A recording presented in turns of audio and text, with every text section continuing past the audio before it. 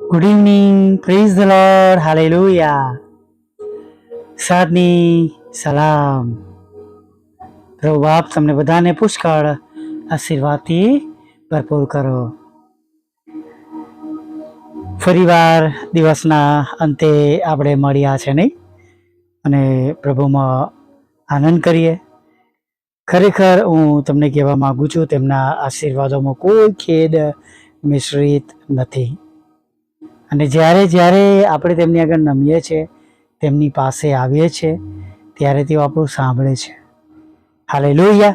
અને એ સાંભળે છે અને એ આપણને આપણી પ્રાર્થનાઓ સાંભળીને આપણને ઉત્તર આપે છે, કેમ કે તેઓ આપણા જીવતા ઈશ્વર છે. Hallelujah, praise the lord. અને આપણે બોલીએ માગીએ એ પહેલાં તેઓ જાણે છે. Praise the lord. અને આપણે માગીએ પહેલાં પણ તેઓ આપનાર ઈશ્વર છે. અને જ્યારે આપણે હૃદયમાં મનમાં બોલીએ છીએ ત્યારે પણ તેઓ આપણું સાંભળે છે. અને પ્રભુ તમારા અને મારા વિશે સગળું જાણે છે. તેમનાથી કંઈ પણ છુપાયેલું નથી. કદાચ આપણે માણસોથી ઘણી બાબતો છુપાઈ શકીએ છીએ, છુપી રાખી શકીએ છીએ, પણ તમારા અને મારા ઈશ્વરથી કશું એ છુપું રાખી શકતા નથી. Praise the lord, hallelujah. ખરેખર આપણા ઈશ્વર, આપણા પ્રભુ, આપણા પરમેશ્વર, જેમના પર તમે અને હું પ્રેમ કરીએ છીએ, તેમણે આપણા પર પુષ્કળ પ્રેમ કર્યો છે. અને આપણું તારણ થાય, આપણો બચાવ થાય. અને બીજા શબ્દોમાં કહું તો અગ્નિ અને ગંધકથી થતું બીજા મરણથી તેમણે આપણને બચાવી લીધા છે નહીં. અને માટે પ્રભુની સ્તુતિ કરીએ, પ્રભુની આરાધના કરીએ અને પ્રભુમાં આનંદ કરીએ. એક વખત એક જગ્યા પર ખ્રિસ્તી લોકો ભજન કીર્તન કરી રહ્યા હતા. અને તેઓ જ્યારે ભજન કીર્તન કરતા હતા ત્યારે તેમનો અવાજ પણ બહુ મોટેથી આવતો હતો. અને સુંદર તેઓ ગીતો ગાતા હતા, તાલીઓ પાડતા હતા અને મોટેથી હાલેલુયા પોકારતા. આસપાસનો આખો વિસ્તાર ગુંજી ઉઠતો હતો. અને આથી બીજા લોકો માટે આ બાબત ઘોંઘાટના રૂપમાં તેમની પાસે, તેમની વિરોધમાં આવી. આજુબાજુમાં રહેતા લોકોને આથી કહેવું પડ્યું કે ભાઈ આ લોકો બહુ અવાજ કરે છે. સત્તાવાળાને ફરિયાદ કરી કે આ ખ્રિસ્તી લોકોને એકઠા થતા બંધ કરો. અને આ બાબત માટે તેમણે એક અરજી તૈયાર કરી. અને ઘણા બધા લોકોની તેમણે એ વિસ્તારમાં ત્યાં લોકોની સહી લીધી. પણ એક અરજી એક જગ્યા પર જે યહૂદી વેપારી હતા એમની પાસે લાવવામાં આવી.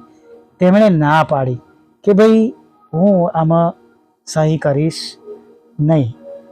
આ વેપારીએ કહ્યું હું આવા સહી કરીશ નહીં. આ ખ્રિસ્તીઓનો કોઈ દોષ નથી. એમને જે તારણ મળ્યું છે, એનો જે આનંદ એમને મળે છે, એવો આનંદ જો મને મળે તો હું છાપરા પર ચડીને કૂદું અને નાચું અને આખી દુનિયાને જણાવું. Praise the lord. તારણનો આનંદ જેને મળે છે તે કેમ ના ચૂપ રહી શકે? તે ગાઈ શકે છે, તે નાચી શકે છે, તે દેવની સ્તુતિ કરી શકે છે. હાલેલુયા. આનંદ મેળવવાની ચાવી એટલે JOY, જોય. તો J ફોર જીસસ, જેમને પ્રથમ સ્થાને રાખીએ. O એટલે અધર્સ, બીજા લોકોને બીજા સ્થાને રાખીએ. અને Y એટલે આપણે, યોર સેલ્ફ, આપણને ત્રીજા સ્થાને રાખીએ. Hallelujah, praise the lord. ખરેખર વાલા મિત્રો, જ્યારે એવું નથી કે આજે એનો વિશ્વાસ ઠંડો થઈ ગયો, પણ આજે અલગ અલગ પ્રવૃત્તિથી પ્રભુએ કાર્ય કરાવવાના માટે પસંદ કર્યા છે, અલગ અલગ જવાબદારીઓ આપી છે. પણ જ્યારે શરૂઆતના સમયોમાં જ્યારે અમે પ્રભુમાં જ્યારે જોડાયા અને મિનિસ્ટ્રી સ્થાપી અને અમે બધા ભેગા થઈ જ જઈએ, પછી સોમવાર હોય, શુક્રવાર હોય કે બુધવાર હોય, મંગળવાર હોય, અમે નહોતા જોતા. એક નાની ટીમ તરીકે ભેગા મળીને ઈશ્વરની સ્તુતિ કરતા હતા, પ્રભુને પ્રેમ કરતા હતા. હાલેલુયા. અને ખરેખર વાળા મિત્રો, જ્યારે આપણે પ્રભુને પ્રેમ કરીએ છીએ,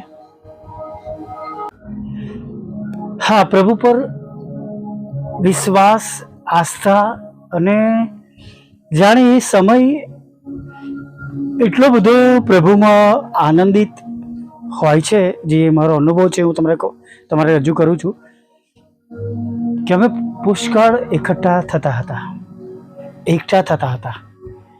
પ્રાર્થના, ઉપવાસ, સ્તુતિ, આરાધના, આભાર સ્તુતિ.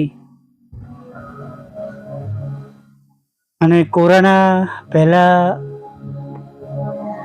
જબરજસ્ત જે ઓનલાઈન કહેવાય એ કામો પ્રભુમાં કરવાની તક મળી. ત્યારબાદ કોરોના આવ્યો અને પછી ઘણા બધા લોકો જોડાઈ ગયા અને એ પ્રમાણે પ્રભુનું ફરી કામ આગળ વધ્યું પણ ખરું. અને જુદી જુદી રીતે જેમ દેવે જેમને જે પ્રમાણે જવાબદારી આપી એમ પ્રભુનું કાર્યને આપણે થતા જોઈ શક્યા નહીં. Praise the lord, hallelujah. પ્રભુનો આભાર માનીએ, પ્રભુની સ્તુતિ કરીએ.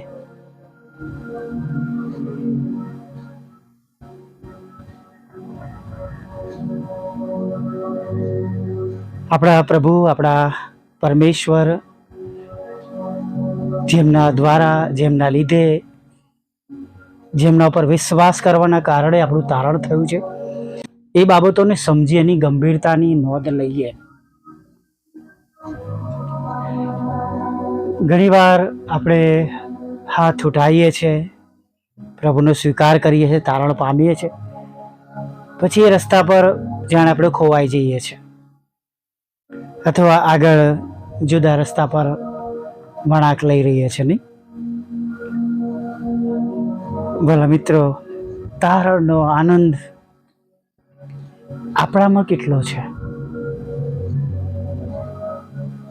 ચોક્કસ તારણ વ્યક્તિગત છે, પણ જ્યારે તારણ પામેલા લોકો એકત્ર થાય છે ત્યારે પ્રભુની એક્લેસિયા બની જાય છે, જુદા કરેલા લોક થાય છે અને દેવને પસંદ પડતી બાબતો આપણામાંથી, એવા સર્મમાંથી થવાની શરૂઆત થાય છે.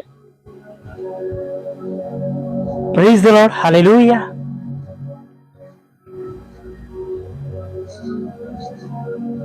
ભલા પ્રભુ, અમે તમારી સ્તુતિ કરીએ છીએ અને તમારો પુષ્કળ આભાર માનીએ છીએ. પ્રભુ, આભાર માનતા, સ્તુતિ કરતા, આરાધના કરતા પ્રભુ, તમારા ચરણોમાં અમે નમી જઈએ છીએ અને સાથે પ્રભુ અમે અમારા હૃદયોથી તમારો પુષ્કળ આભાર માનીએ છીએ કે આખો દિવસ તમે અમારી સંભાળ રાખી, અમારી કાળજી રાખી, અમને ખોરાક અને વસ્ત્ર અને અન્ન પાણીથી તમે તૃપ્ત કર્યા પ્રભુ. અને એથી વધારે પ્રભુ,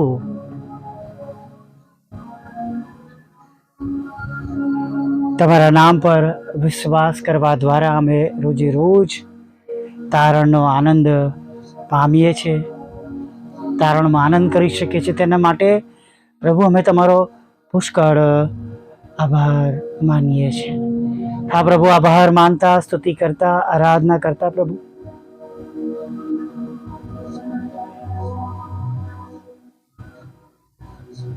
તમારા ચરણોમાં નમી જતા પ્રભુ, જેમ દિવસે તમે અમારી સાથે રહ્યા, હવે એમ સાંજના સમયે પણ અમારી સાથે રહો. અત્યારે તમારી આગળ નમી જવું, તમારી સ્તુતિ કરવી, તમારી આરાધના કરવી પ્રભુ અમારા બધાના માટે પ્રભુ એ આશીર્વાદનું કારણ બની જાય. પ્રભુ એવું તમે થવા દો.